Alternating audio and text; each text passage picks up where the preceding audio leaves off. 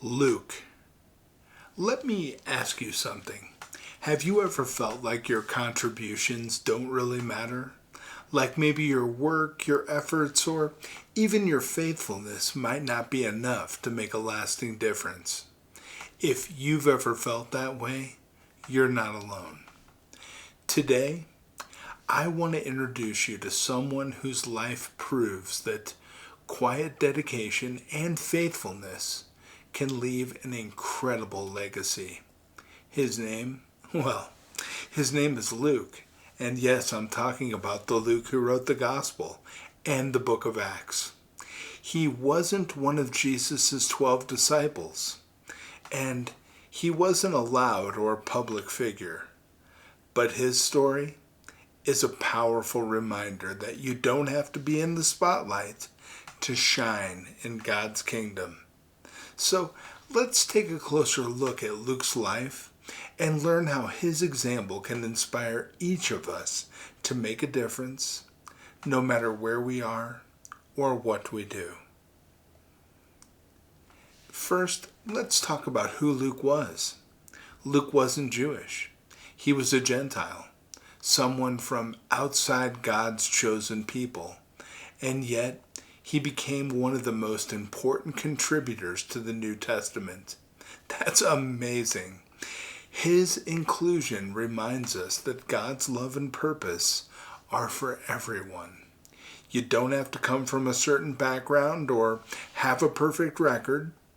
Luke's life shows us that what matters isn't where you come from, it's where you're willing to go. So, if you've ever felt like you don't belong or you're not qualified, let Luke's story encourage you. God doesn't choose based on credentials. He chooses based on your heart. Your background doesn't limit God's ability to use you. Now, Luke was a doctor, a physician. He used his skills to help people heal, but his compassion didn't stop there. In his writings, you can see how much he cared about the hurting and the marginalized. Luke's gospel pays special attention to women, the poor, and the sick. He highlights Jesus' miracles of healing and love for the outcasts of society. Here's the key. Luke didn't separate his work as a doctor from his calling as a believer. He brought his whole self, his skills, his knowledge, and his faith into serving others. So think about this. What skills or gifts do you have? Maybe you're great at listening, teaching, organizing, or even cooking. Whatever it is, you can use it to bless others and glorify God, because your skills are tools in God's hands. Don't underestimate the power of what you already have. Now, Luke wasn't just a doctor. He was also a historian, and a very good one at that. When you read the opening of his gospel, you see how intentional he was about getting things right. He writes, "I have carefully investigated everything from the beginning." He wanted to make sure his account of Jesus' life was accurate and clear, so future generations could understand the truth. And let's not forget, Luke also wrote the book of Acts, which gives us the history of the early church.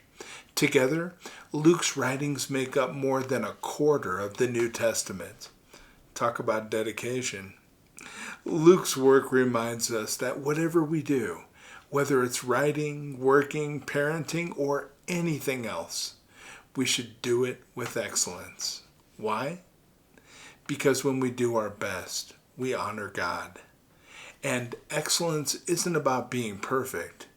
It's about giving your best effort as an act of worship. Now, here's something else that's amazing about Luke.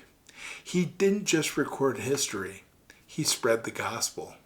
He wrote down the stories of Jesus and the early church so that people like you and me could know the truth. And yet, Luke never put himself in the spotlight. You don't see him taking center stage in any of his stories. And here's the thing. Luke didn't need recognition to make an impact. His faithfulness to his calling speaks louder than any public applause ever could. You know, you don't need a platform to make a difference. Faithfulness in the small things matters just as much, if not more, than the big things. Now, finally, I want to highlight Luke's loyalty. When Paul was imprisoned and nearing the end of his life, he wrote these words, "Only Luke is with me." Can you imagine how much that meant to Paul? When others abandoned him, Luke stayed. He was there when it mattered most, not for fame or recognition, but out of genuine love and friendship. And this part of Luke's story challenges me personally. Am I the kind of person who shows up for my friends when they are struggling? Are you? Well, Luke shows us the importance of being there for the people we care about, especially in their hardest moments. Your loyalty and presence can be a lifeline for someone else. Never underestimate the power of simply being there. Now, Luke's life may not have been flashy, but it was deeply impactful. He was a healer, a truth teller, a faithful friend, and a servant of God. He didn't need to stand in the spotlight to make a difference. He simply used his gifts and answered God's call. So, as we think about Luke's story, I want to leave you with a question. What's your calling? What gifts and talents has God given you, and how can you use them to serve others? You know, Luke's life reminds us that greatness isn't about being noticed. It's about being faithful.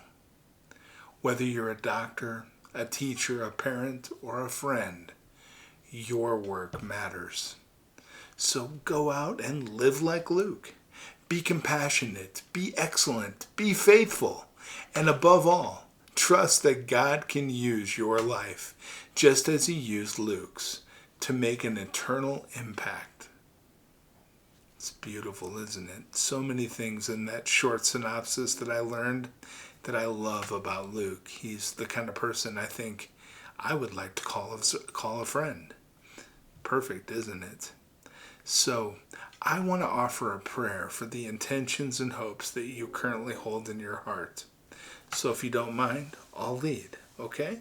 You ready? Here we go. Our Father, who art in heaven, hallowed be thy name. Thy kingdom come, thy will be done, on earth as it is in heaven. Give us this day our daily bread, and forgive us our trespasses, as we forgive those who trespass against us. And lead us not into temptation, but deliver us from evil. For thine is the kingdom, the power, and the glory, forever and ever. Amen. Amen. That was beautiful. And I tell you what, time I've been able to spend with you today is beautiful as well. I look for you to be here every single day. I'll be back tomorrow with more things to discuss, ideas and lessons that can help us make our life the best it could ever be. Can't wait to see you tomorrow.